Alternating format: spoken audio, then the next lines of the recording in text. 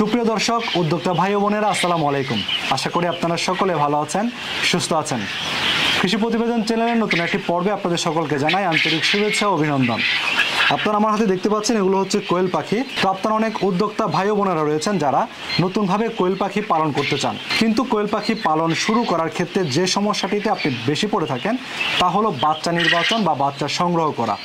তো আজকে আমরা অবস্থান করছি গাজীপুরের মধ্যে সবচেয়ে বড় একটি কোয়েল পাখির খামারে, যেখানে রয়েছে প্রায় 17,000-এর মতো কোয়েল পাখি, বাচ্চা এবং প্রাপ্তবয়স্ক কোয়েল পাখি মিলিয়ে। তো আজকে আমরা সেই উদ্যোক্তা ভাইয়ের সঙ্গে কথা বলবো, আপনারা কিভাবে বাচ্চা সংগ্রহ করবেন, ওনাদের এখান থেকে কি কি বয়সের বাচ্চা ওনারা সরবরাহ করছেন, আপনারা কিভাবে বাচ্চাগুলো ব্রুডিং করবেন, এই সকল বিষয়গুলো সম্পর্কে বিস্তারিত। তো চলুন আমাদের যে উদ্যোক্তা ভাই রয়েছেন ওনার সাথে কথা বলা যাক। আসসালামু আলাইকুম ভাইয়া। ওয়ালাইকুম আসসালাম রাহমাতুল্লাহ। কেমন আছেন আপনি? আলহামদুলিল্লাহ ভালো আছি, আপনি কেমন আছেন? আলহামদুলিল্লাহ আমিও ভালো আছি। আপনাদের খামার থেকে আমরা গত একটি প্রতিবেদন দিয়েছিলাম, আমাদের উদ্যোক্তা ভাইয়েরা বেশ ভালো সাড়া দিয়েছে। তো আজকে আমরা অবস্থান করছি আপনাদের যে ব্রুডার ঘরের মধ্যে রয়েছে। তো আমরা বাচ্চা বিষয়ে কথা বলবো কি ভাইয়া, আপনাদের এইখানটার ঠিকানাটা একটু বলে দেবেন এবং আপনার পরিচয়টা একটু আবার আরেকবার দিবেন তো। জি, আমার নাম হচ্ছে মোহাম্মদ আব্দুর রহিম। আর আমাদের এখানে আসতে হলে ঠিকানাটা বলে দিচ্ছি। আমাদের ঠিকানা হচ্ছে গাজীপুর জাতীয় বিশ্ববিদ্যালয় সাইনবোর্ড থেকে পশ্চিম দিকে যে রোডটা ঢুকছে, সেই রোড থেকে খালপাড় থেকে ডান দিকে একটা রোড ঢুকেছে, সেই রোডে কোয়েল পাখির খামারটি আমাদের অবস্থিত আছে। আচ্ছা, এই যে আপনাদের এখানে আমরা যে ব্রুডার ঘরের মধ্যে রয়েছি, আপনারা মূলত প্রতি মাসে বা দৈনিক বা সপ্তাহে কিভাবে আপনারা বাচ্চা উৎপাদন করে থাকেন? আমরা আমাদের যে হ্যাচারগুলো আছে, শাটার বা হ্যাচারগুলো যেগুলো আমরা ডিম দিয়ে মানে বীজ ডিমগুলো ফুটিয়ে থাকি, হ্যাঁ, সেইখান থেকে আমরা জিরো বাচ্চা এনে যেদিন থেকে ফুটে তারপরে এই বুডারে আমরা এনে রাখি। এইখানে পর্যাপ্ত পরিমাণ 8 থেকে 10 দিন হিট দিতে হয়। আচ্ছা, হিট দেওয়ার পরে যখন আমার বাচ্চাটা মোটামুটি বড় হয়, যেমন এই যে এই বাচ্চাগুলোর বয়স 12 দিন হয়েছে, আচ্ছা, এই অবস্থা হলে আপনার আর হিটের প্রয়োজন হয় না। আচ্ছা, এটা হলে এখন ফ্লোরে আমরা যে কোনো সময় ছেড়ে দিতে পারবো। এটার বুডারের দরকার নেই, এই 2-1 দিনের ভিতরে আমরা বুডারে ছেড়ে দেবো। আপনাদের যে বাচ্চা প্রোডাকশন, এটা আপনারা কিভাবে করে থাকেন বা কতদিন পর করে থাকেন? জি, আমাদের যে ডিমের ক্যাপাসিটি আছে ইনকিউবেটর, মাসে আমরা প্রায় 70 থেকে 80,000 বাচ্চা উৎপাদন করে থাকি প্রতি মাসে। জি, বেশ বড় একটা কিন্তু সংখ্যায় আমাদের এখান থেকে উৎপাদিত হয়। আচ্ছা, এখন আপনারা যে আপনাদের ইনকিউবেটর ওইখান থেকে নিয়ে এসে আপনারা ব্রুডিং করেন 8 থেকে 10 দিন বলছেন বা 12 দিন? 10 থেকে 12 দিন। আচ্ছা, 12 দিন পরে আপনারা এগুলো ফ্লোরে দেওয়ার উপযুক্ত হয়। আমাদের যে উদ্যোক্তা ভাইরা রয়েছেন তারা আপনাদের কাছ থেকে সংগ্রহ করলে আপনারা কোন বয়সের বাচ্চারা সংগ্রহের জন্য আপনার পরামর্শ দিয়ে থাকেন? অনেকে আছে যারা নতুন উদ্যোক্তা, কোয়েল পাখি লালন পালন করতে চায়, তাদের উদ্দেশ্যে কিছু কথা বলবো আমি। যারা নতুন তাদেরকে আমি সাজেস্ট করব, তারা যেন অবশ্যই 30 থেকে 25 দিনের বাচ্চাটা নিয়ে তারা এই বিজনেসটা শুরু করে। মানে 25 থেকে 30 দিন নতুন উদ্যোক্তাদের জন্য। আচ্ছা, আর যারা হচ্ছে আগে মুরগি পালন করেছেন বা মানে প্রশিক্ষিত আছেন তাদের ক্ষেত্রে? যারা ব্রয়লার মুরগি আগে লালন পালন করেছে তাদের অবশ্যই এই বুডারের অভিজ্ঞতাটা আছে। তারা যদি জিরো বাচ্চা নিতে চায় তারা অবশ্যই আমাদের কাছ থেকে জিরো বাচ্চাটা নিতে পারে। সেক্ষেত্রে তাপের যে ব্যবস্থাটা তারা যতটুকু জানে তো জানে, আর যেটা না জানে আমাদের কাছ থেকে জেনে তারা লালন পালন করতে পারবে, কোনো সমস্যা নেই। আপনাদের এখানে তো আমরা দেখতে পাচ্ছি ব্রুডের প্রায় 3টা শেড এবং নিচতলায়ও কিন্তু শেড রয়েছে। তো আপনাদের এখানে মোট কত দিনের বাচ্চা এখানে আপনার বর্তমান সময় আছে আপনাদের কাছে? আমাদের এখানে বর্তমানে যে বুডারের বাচ্চাগুলো দেখতেছেন, এই বাচ্চাগুলোর বয়স হচ্ছে আমাদের 12 দিন আজকে। আচ্ছা, আজকে হচ্ছে 12 দিন, এখানে যা আছে সবগুলোই। আচ্ছা, আপনাদের কাছ থেকে জিরো বাচ্চা সংগ্রহের পরে কি ধরনের খাবার দিয়ে এগুলোর খাবারটা শুরু করতে হয়?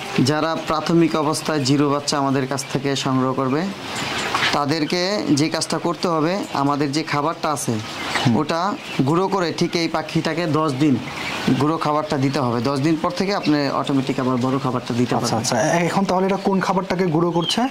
এটা আমরা ব্রয়লার স্ট্যাটাস গুঁড়ো করে খাওয়াচ্ছি। আচ্ছা, ব্রয়লার স্টার্টার যেটা রয়েছে এটা গুঁড়ো করে খাওয়াতে হয়। আচ্ছা, 10 দিন পর থেকে কোন সাইজের খাবারটা দিতে হয়? 10 দিন পরতে আবার আপনার বস্তাতে যে খাবারটা আসে সেটাই দিতে পারবেন। আচ্ছা, ওইটা কি ব্রয়লার স্টার্টার? হ্যাঁ, জি। আচ্ছা, ওইটা খাওয়াতে হয়। এইভাবে আপনার যখন যখন প্রোডাকশন আসবে, অর্থাৎ 45 থেকে 50 দিনের মধ্যে মনে হয় প্রোডাকশন আসে। জি হ্যাঁ, একটা 45 থেকে 50 দিনের ভিতরে প্রোডাকশন আসে। আর খাবারটা হচ্ছে আপনার এই যেটা, আচ্ছা, এই খাবারটাকে গুঁড়ো করে হ্যাঁ, খাওয়াতে হয়। এইটা আপনার 10 দিনে পরে এটা আপনি এরকমই দিতে পারবেন, কিন্তু আচ্ছা। জিরো বাচ্চা প্রথম দিকে থেকে শুরু করে ঠিক 10 দিন পর তো এটাকে ব্লান্ডার আচ্ছা। মিক্সে গুঁড়ো করে খাওয়াতে হবে। যখন আপনাদের প্রোডাকশনে আসবে, আমরা তো যেটা জানি 45 থেকে 50 দিন বা এর মধ্যে প্রোডাকশনে আসে, জি। তখন কোন ধরনের খাবারটা দিতে হয়?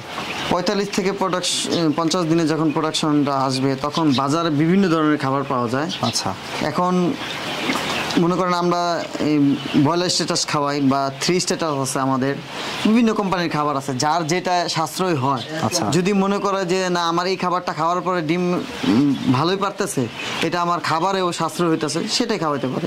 আচ্ছা, এখন হ্যাঁ। বর্তমানে তো মনে করেন নারিশের খাবার ভালো।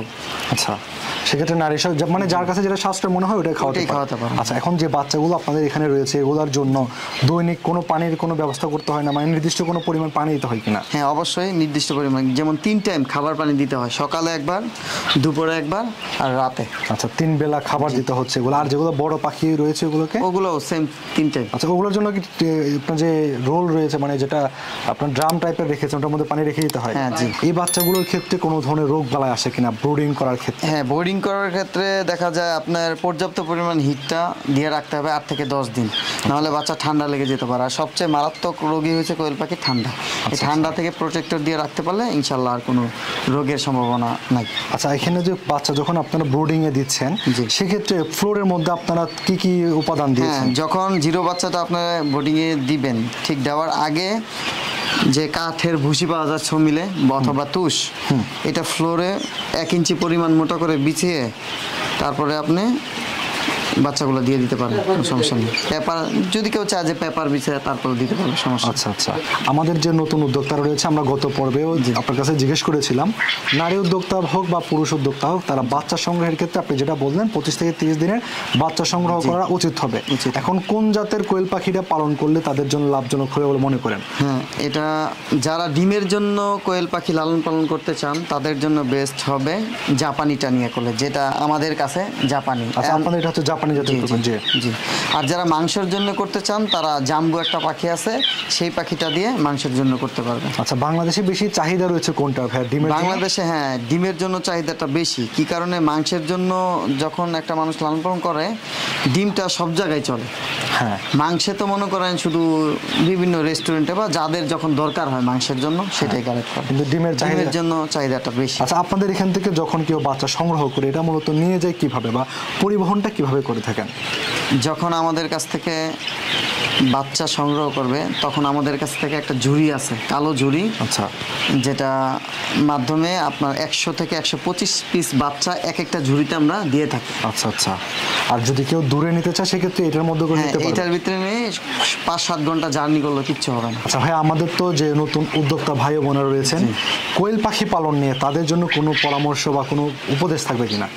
হ্যাঁ, অবশ্যই তাদের জন্য উপদেশ এবং পরামর্শ আছে যারা কোয়েল পাখি নিয়ে বিজনেস শুরু করতে চায়। কারণ এই কোয়েল পাখিটার অন্যান্য পাখির তুলনায় রোগবালাই একেবারেই কম।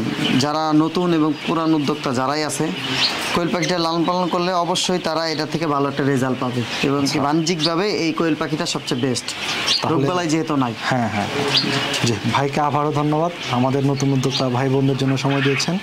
তো আপনারা যারা কোয়েল পাখি পালন সম্পর্কে বিস্তারিত জানতে চাচ্ছিলেন তাদের জন্য কিন্তু আজকে ভিডিওটা অনেক কাজে আসবে। এরপরে যদি আপনারা কোনো বিষয়গুলো না জানেন এবং বাচ্চা সংগ্রহ করতে চান, সরাসরি আপনারা ভাইদের ভিডিও স্ক্রিনে যে নাম্বার দেওয়া আছে সেই নাম্বারে যোগাযোগ করে দেশের যে কোনো প্রান্ত থেকে বা আপনারা সরাসরি এসেও বাচ্চা সংগ্রহ করতে পারবেন। তো আপনাদের সঙ্গে দেখা হবে পরবর্তীতে অন্য কোনো প্রতিবেদনে অন্য কোনো উদ্যোক্তার সঙ্গে। সে পর্যন্ত সকলে ভালো থাকুন, সুস্থ থাকুন, আল্লাহ হাফেজ।